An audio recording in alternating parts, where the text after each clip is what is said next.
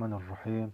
الحمد لله رب العالمين، والصلاة والسلام على أشرف الأنبياء والمرسلين نبينا محمد وعلى آله وصحبه أجمعين. أما بعد. Donc Inch'Allah Ta'ala, comme on avait vu aussi et prévu, on avait dit qu'on prendrait le temps aussi, pas beaucoup, mais qu'on prendrait un petit peu de temps, 10 minutes, 15, un peu moins, pour essayer de traduire un petit peu, pour lire ensemble, Inch'Allah Ta'ala, quelques fatawa autour du jeûne, quelques questions et quelques avis juridiques concernant certains jugements sur certains cas de figure autour du jeûne, du siyam Ramadan et du jeûne du mois de Ramadan et du siyam de façon dans son ensemble, que ce soit pendant Ramadan ou autre. Alhamdulillahi Rabbil Alamin. Et pour ce faire, eh bien, on va s'appuyer sur des fatawa, sur Majmou' al-Fatawa de Cheikh l'Allama Mohammed bin Salih al-Uthaymin, rahimahullah ta'ala. Donc ce sont les fatawa regroupés et compilés par Fahd bin Nasir bin Ibrahim al-Sulayman, et qui a regroupé les fatawa de Cheikh Mohammed bin Salih al-Uthaymin, rahimahullah ta'ala, ou en tout cas du moins certaines d'entre elles. طيب. Donc on va traduire certaines de ces fatawa, Inch'Allah ta'ala, et ensuite, comme on a dit, on essaiera aussi de traduire certaines fatawa qui sont un trait plus à la femme musulmane, bi'idhnillahi azza wa jal. Car na'am, comme nous le savons tous, il y a certains éléments, certains points qui sont propres à la femme musulmane durant le jeûne du mois de Ramadan ou le jeûne dans son ensemble. Al-Muhim, nabda incha'Allah ta'ala. On commence bi'idhnillahi azza wa jal. Bon, le but, c'est on ne va pas lire toutes les fatawa.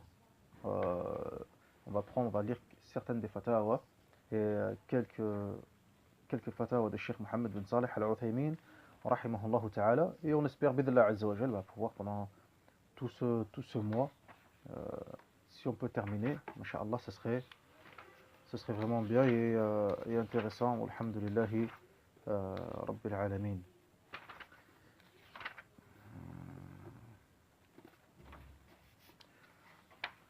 Donc on commence bi'idhnillahi azza wa jal. Donc on avait vu déjà dans les durus précédents, les précédents cours, donc la définition du siyam, le hukm du siyam shahr Ramadan, lorsqu'on a fait le durus al-tafsir. On a vu la place du siyam في l'islam, أنه ركن من أركان الإسلام والحمد لله رب العالمين. Mais justement, après tout ceci, il y a une question qui peut venir à l'esprit, à savoir, quel est le jugement du délaissement du siyam? Est-ce qu'il prend le même jugement que celui qui délaisse la prière? Maintenant qu'on a vu que c'est obligatoire, on a vu la place du siyam, on a vu que c'est un pilier parmi les piliers de l'islam. Est-ce qu'il a le même statut que le délaissement de la salat, de telle sorte que celui qui le délaisse devient mécréant par conséquent? سئل فضيلة الشيخ رحمه الله تعالى: هل يعتبر تارك الصيام تهاونا وتكاسلا مثل تارك الصلاة من حيث أنه كافر? Donc, est-ce que nous considérons-nous que celui qui délaisse le siyam Ramadan, le jeûne, par fainéantise et par paresse, au même niveau que celui qui délaisse la salat, c'est-à-dire qu'il est mécréant? Donc, voilà la réponse du cheikh, rahimahullah ta'ala. Tariq al-siyam, tahawunan wa takasula, laysa bi kafir. Celui qui délaisse le siyam, celui qui délaisse le jeûne, par fainéantise et par paresse, n'est pas un mécréant. ذلك لأن الأصل بقاء الإنسان على إسلامه حتى يقوم الدليل على أنه خارج من الإسلام.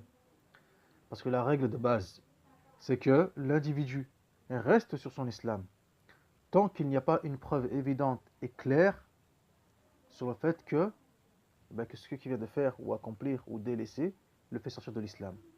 ولم يقم دليل على أن تارك الصيام خارج من الإسلام إذا كان تركه إياه تكاسلا وتهاونا. Or, à ce sujet, il n'y a aucune preuve qui démontre que délaisser le jeûne fait sortir de l'islam. Si ce délaissement, bien sûr, est fait par paresse et par fainéantise. وذلك بخلاف الصلاة. Et ceci contrairement au délaissement de la prière.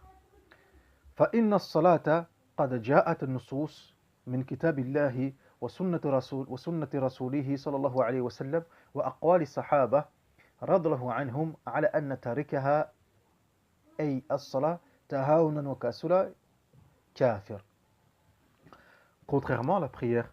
Certes, la prière est des textes scripturaires du Kitab et de la Sunna, du livre et de la Sunna du prophète Mohammed sallallahu alayhi wa sallam, ainsi que des paroles des compagnons, ridwanullahu ta'ala alayhim, qui démontrent que celui qui délaisse la prière est un mécréant. Abdullah ibn Shaqiq al-Uqayli, rahimahullah ta'ala, nous rapporte, qui est un tabi'i, c'est un tabi'i, un successeur, et il a vu les compagnons, et il a étudié avec certains des compagnons. Qu'est-ce qu'il dit? Il dit كان أصحاب رسول الله صلى الله عليه وسلم لا يرون شيئا من الأعمال تركه كفر غير الصلاة. Que certes les compagnons du prophète, du messager d'Allah sallallahu alayhi wa sallam ne considéraient aucun acte délaissé comme étant de la mécréance si ce n'est la salah. Cheikh Al-Uthaymin il poursuit. ولكن يجب, cela dit, il est obligatoire, il incombe أن يدعى هذا الرجل الذي ترك الصيام تكاسلا وتهاونا إلى الصوم. Il nous incombe d'exhorter, d'appeler et de recommander ce frère ou cet homme qui a délaissé le siyam de revenir au jeûne et de l'observer. فإن أبى فإنه يعذر حتى يصوم. Et s'il refuse, si il refuse, فإنه يعذر حتى يصوم. Eh bien, on s'écarte de lui et on l'expulse. On l'expulse de la communauté jusqu'à ce qu'il revienne au jeûne. At-ta'zir, c'était une punition aussi qui était faite fi ahd al-Nabi sallallahu alayhi wa sallam. On expulsait les gens de la communauté, on les expulsait de la société par punition, pour qu'ils se remettent en question et qu'ils délaissent ce pourquoi ils avaient été expulsés. Fin de la fatwa et fin de la réponse de Cheikh Al-Uthaymin rahimahullah ta'ala. Question numéro 7, toujours de Majmou' al-Fatawa. On a demandé à Cheikh Al-Uthaymin concernant les différents types du siyam, les différents types et catégories du siyam. فأجاب فضيلته بقوله, il a répondu rahimahullah ta'ala, ينقسم الصيام إلى قسمين, قسم مفروض وقسم غير مفروض. والمفروض قد يكون لسبب كالصيام الكفارات والنذور، وقد يكون لغير سبب كصيام رمضان، فإنه واجب بأصل الشرع أي بغير سبب من المكلف.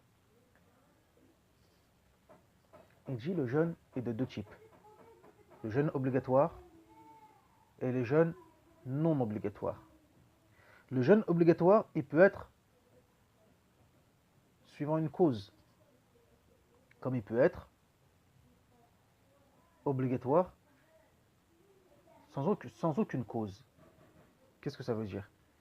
Le jeûne, il peut être obligatoire, mais suite à l'intervention de l'être humain lui-même, comme le jeûne pour expier une faute ou un péché, comme l'expiation du serment, le jeûne suite à un serment solennel.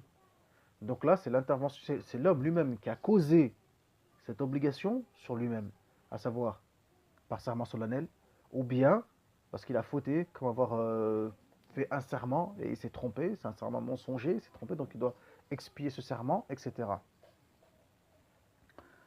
Ou autre, hein, il n'y a pas que uniquement le serment qui est expié par le jeûne. Hein. Non, il y a d'autres aussi, le fait de tuer par exemple un être humain accidentellement, par exemple. C'est le méthal, ou autre encore. Un musulman accidentellement, afouane. Cela dit, ou sinon, le vœu solennel, al-nadr, le fait que l'insan, le musulman, il s'impose à lui-même, il fait vœu solennel pour Allah Azza wa Jal de jeûner tel ou tel jour. Donc ça c'est la cause, avec une cause. Et sinon il y a le jeûne qui est obligatoire sans aucune cause survenue de la part du musulman, comme Siyam Ramadan. Siyam Ramadan, c'est Sharia qui l'a rendu obligatoire. C'est Sharia. تمام. وأما غير المفروض فقد يكون معينا وقد يكون مطلقا. فمثال المعين صوم يوم الاثنين والخميس، ومثال المطلق صيام يوم من أيام السنة. Le jeûne qui n'est pas obligatoire, il peut être déterminé comme il peut être indéterminé dans l'absolu.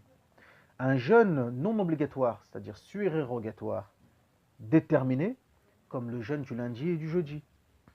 Et un jeûne indéterminé, dans l'absolu, mutlaq, c'est le fait de jeûner n'importe quel jour de l'année. إلا أنه قد ورد النهي عن تخصيص يوم الجمعة. Sauf si ce n'est qu'il y a une interdiction sur le fait de spécifier le vendredi par le jeûne. فلا يصوم يوم الجمعة إلا أن يصام يوم قبله أو يوم بعده. Donc il ne jeûne pas le vendredi sans jeûner avec le jour qui va le suivre ou le jour qui le précède. كما ثبت النهي عن صيام يوم العيدين الفطر والنحر. Comme il est aussi interdit de jeûner le jour des deux fêtes, الفطر عيد الفطر وعيد النحر عيد الأضحى.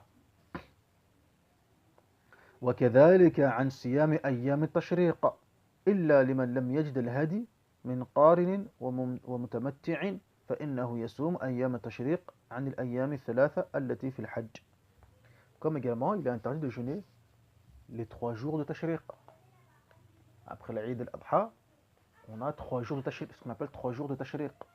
Ayam al-Tashriq, qui sont ayam, sont des jours, comme l'a dit Mohammed sallallahu alayhi wa sallam, de boissons, de nourriture, etc. Tamam. Excepté pour celui qui est en période de Hajj et qui n'a pas trouvé une bête à sacrifier, lui, na'am. Lui, il peut jeûner ces 3 jours. Il va jeûner ces 3 jours pendant le Hajj. هذا هو. Et donc on arrête là, Inch'Allah Ta'ala, bi'idhnillahi azza wa jal.